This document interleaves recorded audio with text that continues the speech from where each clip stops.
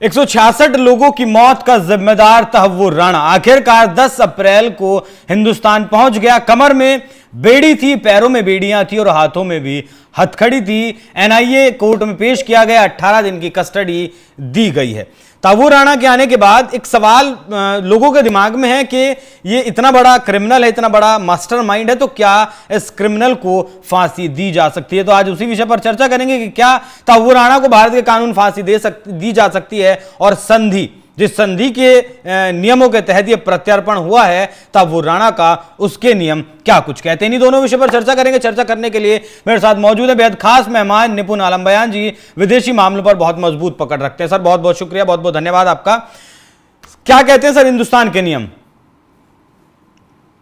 देखिए, अगर हम बात करते हैं भारत के नियमों की, तो भारत के नियमों की तो बात यह है कि ऐसे सभी मामलों में हम आतंकवादी हों और जिस पर इतने मर्डर के चार्जेस हों, उस पर निश्चित रूप से फांसी की सजा दी जा सकती है, कोई इशू नहीं है। लेकिन तहव्वुर राणा जैसे आतंकी को लेकर फांसी दिए जाने का जो क्वेश्चन आप देख रहे हैं कल से जो लगातार मीडिया में आ रहा है, उसकी वजह क्या है? वजह ये है कि अभी कुछ दिन पहले आपको याद होगा अब्बू सलेम का पुर्तगाल से प्रत्यर्पण हुआ था।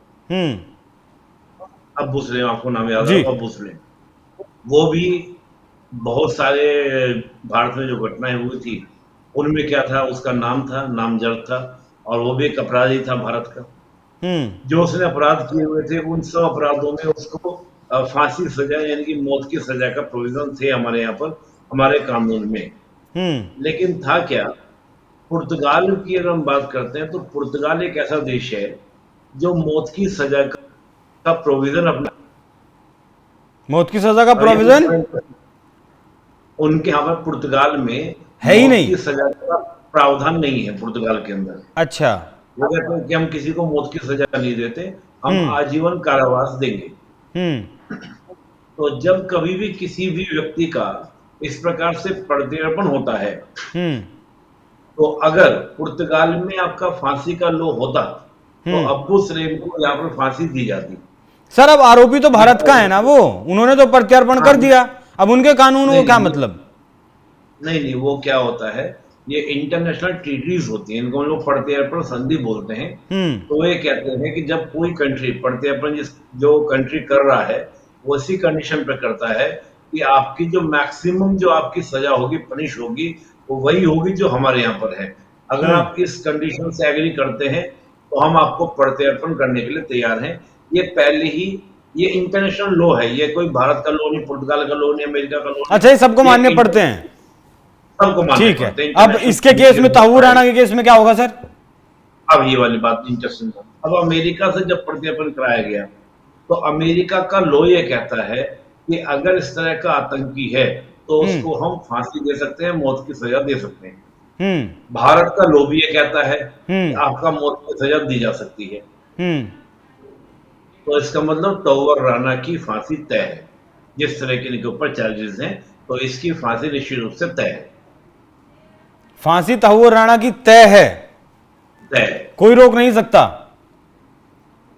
अब देखिए, आप सोचिए 166 में मारा हो, जिसकी उसमें संलिप्तता हो, 166 लोगों को मारे जाने में, ये दो लोग मैं मेन रूप से मानता हूं, एक तो हेडली और एक तहव्वुर राणा। साहब तो पहले पकड़ा गया था भाई, 10 लोग आए थे, लोगों को तो शहीद, लोगों को तो हमारे जो जवान थे उन्होंने इनको ठिकाने लगा दिया था, एक जिंदा पकड़ा गया था जो कसाब था। ठीक है सर, ठीक है सर। फांसी कब तक होगी, कुछ अंदाजा, आइडिया है? क्योंकि अभी तो 18 दिन की कस्टडी मिली है। अब मैं सब आपको बता रहा हूं, जो अमेरिका से प्रत्यर्पण हुआ है, अमेरिका के साथ हमारी ट्रीटी थी, प्रत्यर्पण ट्रीटी, एक्स्ट्राडिशन ट्रीटी, वो 97 में थी, 1997 में हमने की थी। और उस ट्रीटी का जो सेक्शन 8(1) है, उसके तहत इसका क्या हुआ, प्रत्यर्पण हुआ है। और इसमें क्या हुआ है, 5 कंडीशंस लगाई गई है। ये बड़ा इंटरेस्टिंग है आपके दर्शकों को भी जानना कि 5 कंडीशन पे अमेरिका ने इसमें प्रत्यर्पण किया है। पहली कंडीशन क्या है कि जो प्रत्यर्पण एक्ट भारत का है 1962 का, उसका पालन किया जाएगा। ठीक है सर। और उसके पालन में क्या होगा कि इसको पूरा काउंसुलर एक्सेस मिलेगा तहव्वुर राणा को। काउंसलर एक्सेस का मतलब हुआ कि ये अपनी ओर से पूरा क्या कर सकता है, दलील दे सकता है, पूरी बातें रख सकता है, अपना वकील खड़ा कर सकता है, तमाम तरह के इसके सामने पूरे विकल्प होंगे। वकील कौन जो देगा? भारत हमारा सरकार ही देगी वकील भी? नहीं नहीं, उसमें दो चीजें हैं। एक तो भारत सरकार भी दे सकती है, ये खुद कहे कि नहीं मैं उसकी व्यवस्था खुद करूंगा, वो भी हो सकता है। कोई और व्यक्ति वो आकर भी याचिका लगा सकता है कि सर मैं तौवर राना का केस लड़ना लड़ने के चाहता लिए हूं, तैयार हूं। अगर हाँ कोई तैयार है तो। भारत सरकार भी दे सकती है, कोई नहीं आता तो भारत सरकार खुद देगी। रीजन उसका यही है कि रूल ऑफ लॉ हमारे यहाँ पर है, और देखिए रूल ऑफ लॉ ये कहता है कि जिसको आपने दोषी करार दिया है, अपराधी करार दिया है, उसकी बात कोर्ट के सामने रखी जानी चाहिए।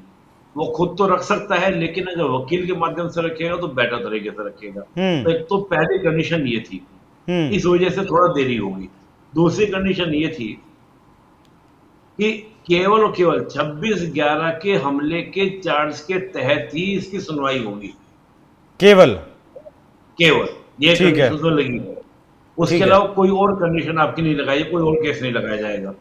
तीसरी कंडीशन ये थी कि जब आपका हायरिंग होगी, यानी कि आपकी सुनवाई होगी, तो उस हेयरिंग के दौरान पूरी ट्रांसपेरेंसी बढ़ती जाएगी।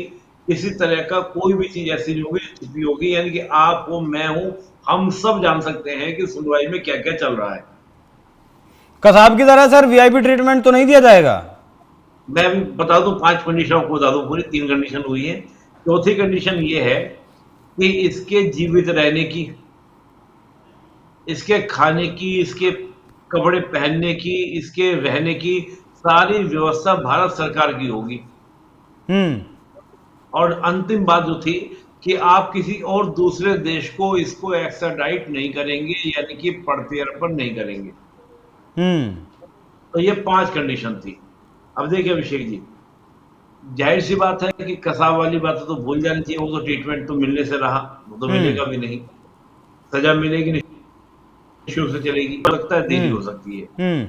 मेन बात ये है कि हमको तौवर राना से एक तो जो इंफॉर्मेशन हमको लेनी है वो हमें मिलनी चाहिए।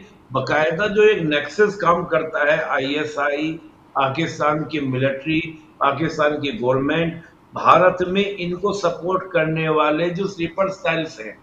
हाँ, क्योंकि पाकिस्तान को तो भूल ही जाइए सर, यहाँ हिंदुस्तान में अकेले इसने इतना बड़ा नेक्सस थोड़े खड़ा कर लिया होगा। तो वो हमें इंफॉर्मेशन मिलना जरूरी है। वो नेक्सस अगर हमने ब्रेक कर दिया तो वाकई में इसको जब हम लेकर आए हैं कि वो कामयाबी हमारी होगी। इसको मार देना तो कोई बड़ी बात थी नहीं भाई, अननोन गनमैन तो हर जगह घूम रहे हैं हमारे। भाई पता नहीं हमारे सर कैसे खुले तौर पे कह रहे हैं आप हमारे? भारत सरकार इनकार कर रही है, आप कह रही हैं हमारे। नहीं, मैं कह रहा हूँ कि जो हमारे दुश्मनों को मारने वाले लोग हैं वो घूम रहे हैं। भाई भारत सरकार थोड़ी कर रही है, ये तो है ही, भारत सरकार नहीं कर रही है। ठीक है। जो हमारा दुश्मन का दुश्मन जो होता है वो हमारा मित्र होता है। ठीक है, नहीं बोल रहा हूँ। तो आपको भी लगता है कि स्लीपर सेल्स मौजूद होंगे? फिलहाल 15 साल बीत गए घटना को। देखिए स्लीपर सेल तो हैं, स्लीपर सेल्स तो हैं, स्लीपर सेल्स तो हर देश के अंदर। आपकी मुस्कुराहट ऐसा क्यों बता रही है कि जैसे राजनीतिक कनेक्शन भी कुछ ना कुछ हो सकता है? जैसे आप जो कहते हैं डीप स्टेट क्या होता है, डीप स्टेट तो स्लीपर सेल्स जैसे ही तो है। हर देश के अंदर स्लीपर सेल्स होते हैं। बस बात यह है कि कई बार वो कमजोर हो जाते हैं, हमको दिखने बंद हो जाते हैं, कई बार वो बहुत एग्रेसिव हो जाते हैं, बस इतना अंतर होता है। हमेशा कुछ ना कुछ लोग ऐसे होते हैं जो देश से या सरकार से नाराज होते हैं, वो सरकार से बदला लेना चाहते हैं, बदला लेने का उनको मौका चाहिए होता है, वो मौकों की तलाश में रहता है। ताकत ज्यादा है वो कर देते हैं हमला, नहीं ताकत के चुपचाप बैठ रहते हैं। इसी का मतलब है, यही तो नाम है स्लीपर सेल्स, जो सोए हुए हैं। ठीक है सर, स्लीपर सेल्स सोए हुए हैं। ठीक है सर, बहुत बहुत धन्यवाद आपका, आपने इतने विस्तार से जानकारी दी।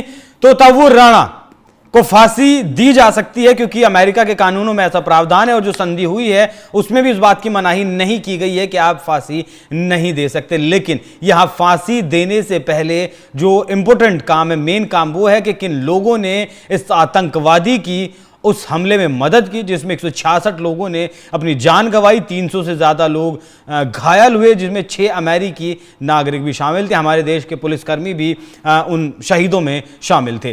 तो अब देखना होगा कि कब तक, अभी 18 दिन की कस्टडी एनआईए कोर्ट ने एनआईए को दी है, इन 18 दिनों में क्या कुछ निकलकर सामने आता। बाकी सर ने जिस तरीके से कहा कि पूरी तरीके से पारदर्शी सुनवाई होगी, हर किसी को यह पता चलेगा कि क्या कुछ सुनवाई में हुआ है, क्या कुछ मामले में अपडेट चल रहा है। जी सर।